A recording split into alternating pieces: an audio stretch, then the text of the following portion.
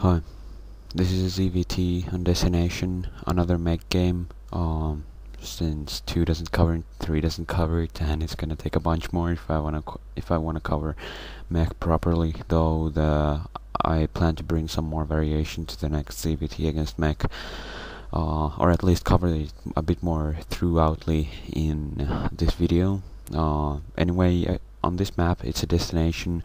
A typical Terran mech map, due to the fact that a Terran has a ramp, which is easier to hold in his main. There are those two breaches which provide quite a narrow entrance to their natural, which is easy to bunker up and so on. And I decided to go with and that means that you should usually scout on this map, like on a map where it's likely for them to go mech. You should usually send a drone early on to scout them. Over here I didn't send my 9th drone to scout, which was kinda because I forgot. So in case you send your 12th drone, 9th drone, whatever to scout if he's doing a proxy. And that's what I did. Like that's usually where they're gonna proxy, if they're gonna proxy at all. And this is really something that will help you out and so on. But however, usually if you figure out that he's gonna proxy you like this, sometimes you might wanna cancel your hatchery. But over here I already kinda had the money for the spawning pool anyway, and I decided to take the risk on this. However, it's not really that big of a risk after all. I knew, since I knew instantly what he was doing, and like before his barracks even was finished, I'm able to prepare for it well enough. So I'm able to do this. Basically, remember this thing: once your supply count is at 13, that means that you will have the maximum amount of larva once your spawning pool finishes. So get your 13 supply and then do whatever else. I'm also doing the extractor trick with my drone, since it allows the drone to get full hit points once I cancel it, and that's something that you might want to try sometimes. Like it's kind of hard to pull off in a real situation. Over here I had the chance, but usually you don't. So just be sure to be prepared for that.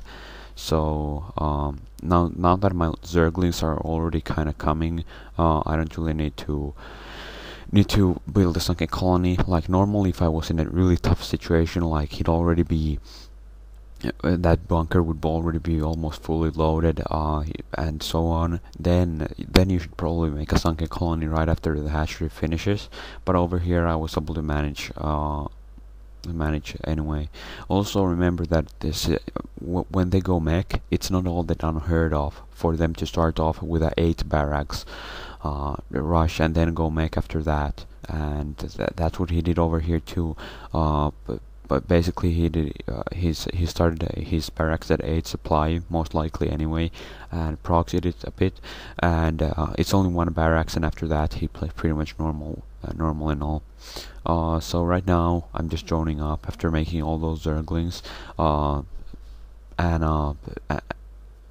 and I saw that he's kind of trying to do this. So, though he walled in, I'm trying to take every single possible advantage out of this situation that I simply can. Like I'm trying to force him to bring almost all of his SCVs to repair, and kind of make him put a lot of money and on simply on the repair costs alone, and I was able to do that, which is really good. And but the thing is though, don't waste your zerglings. If he's pulling that many SCVs off of minerals, the chances are that you're not gonna be able to break him. And since I noticed the repair rate and so on, I figured that I'm just gonna save these zerglings up. Like, these zerglings are not useless. They're very useful when it comes to scouting him out later on, and blocking his vultures from running by. Since I have this many zerglings right outside his walling, I don't need this as fast sunken colony. And when I'm playing this low economy build, I want to delay my sunken colonies as much as simply possible. so I did that over here as well. Also remember, like I've told this already in previous videos, but against Mech you wanna avoid like you want to have as quick attack as simply possible. It simply makes things like your build orders are going to be much more efficient, and you will be able to defend against him much easier as well. Now I'm kind of making a mistake. Right now I realize, oh man, he actually killed my Zergling over there, I think. So so he might have his vultures coming out over here almost at any point, and that's not really a problem since I did prepare for it, and I was barely on time. But that still was a kind of close call, and I should have kept my Zerglings closer around so I can figure out better how many vultures he has and where the vultures are. Like the vulture count especially is pretty important. Like this is also something you want to avoid. I lost a bunch of drones over here, which is really bad, but so that really does affect my economy, and he won much more in that vulture harass than he lost. Like those vultures are almost meaningless to him afterwards, besides planting mines, but that's not really much of a problem for him. Now the thing is, when I'm playing so low economy anyway, and when I lose that many drones early on, even though I'm playing low economy, it means that I'm pretty much gonna be in trouble. Like I'm not gonna have an easy time over here. It's obvious to me right now already. Like I gotta do some really efficient build order right away, or drone up really heavily in order to win. And I figured that since his factory was really slowed down, and besides his factory being slowed down, he also did a 8 barracks and many other things that really do account and slow him down a lot. And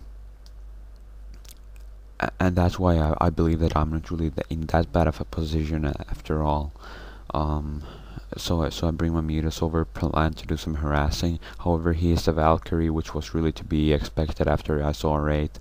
Like if you see a Wraith or a dropship or something, it pretty much means that he's gonna have Valkyries pretty early on. So either you have Jadon Mealisk Micro with Mealisk and Scourges and kinda pick off the Valkyries with your Scourge, and then try and kill the rest with your Muta Micro and so on. Like that's one option. But the other option is just playing it safe. And over here I'm kind of doing something from between. I'm kind of trying to keep his Valkyrie count pretty low, since Valkyries are extremely expensive, and I'm trying to avoid him getting too much stuff. So I'm pretty much just figuring out on what should I do right now. I figured that I'm gonna play it safe. So Jadon, the way that Jadon, for example, beat Fantasy some months ago, I believe, he did that by just making Mealisks and Scourges and kinda scourging his Fantasy's Valkyries right away, and then using Mealisks to finish up the Goliaths. And since he did so quick Mealisks and so on, the Fantasy didn't have enough Goliaths yet to simply face off against those alone. So I figured out, how can I really fight this right now? So I think that what if I go Hydrus and like since he makes Valkyries, and his economy and his Goliaths and everything were slowed down by his vultures and vulture rush, making like 3-4 vultures and all this stuff. So it really means that he cannot have that many units. And secondly, since he's making all those Valkyries, those Goliaths and all those units to fight against, to kind of fight against my Mealisk Scourge, it's even less unlikely for him to have tanks. So it's and especially like big enough army to fight against Mealisks anyway. But over here I decided to kind of like think that since he probably can counter my Mealisk with the turrets, Goliaths and Valkyries, since Valkyries are extremely effective against mutas, I figured that what if I go Hydras? He cannot have he hasn't had enough time to make tanks or build up enough to be able to simply fight against Hydralisks. Like as you can see, he has what, 6, 7 Goliaths, and against this kind of a middling Hydra army, I figure that he's pretty much hopeless against this. Okay, it's GG.